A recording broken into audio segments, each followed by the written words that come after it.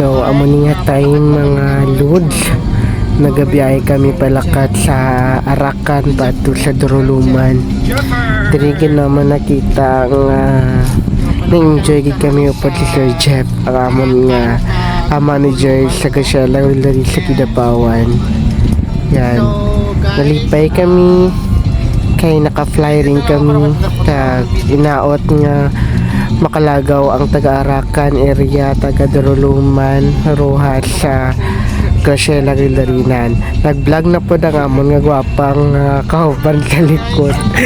Yan, nag-vlog po siya kay Sir Angelo.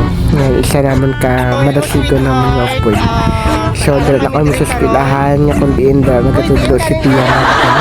Yan, nangkot ko no ko kay wala makukubalo ko na no pangalan kandang eskwelahan dyan. Yan, nalipay kami kay dira na kami na damo-damo estudyante dira. Kaya nagka-grabe kadlaw ni Manoy. Nalara gwapa sa likod doon na kung pinakagwapang crew sang Graciela Grilleri. Yan, nara namon tarpulin, ginapambog namon, ginangamon tarpulin. Actually, dugay naman ni siya guys. Gusto ko lang i-post na amon pinakagwapo si Sir nga ano. Sir Jeff, yan.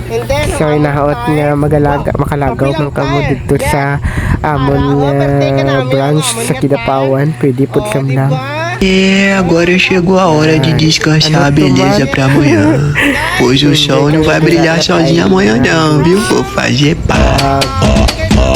Grabe pero kaya naman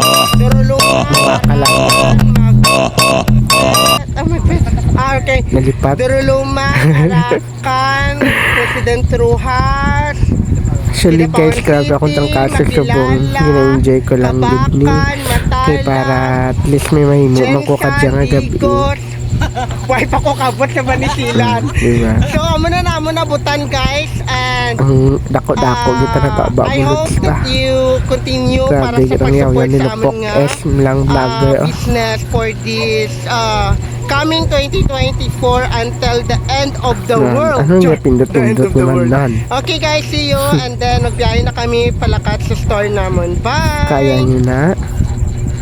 Tapos after sinanaan, amo na nang nawong nilupok ko. Natuyo na nakapoy. Tapos kituyo lang na break ni manager namon no. Lantawa. Nan.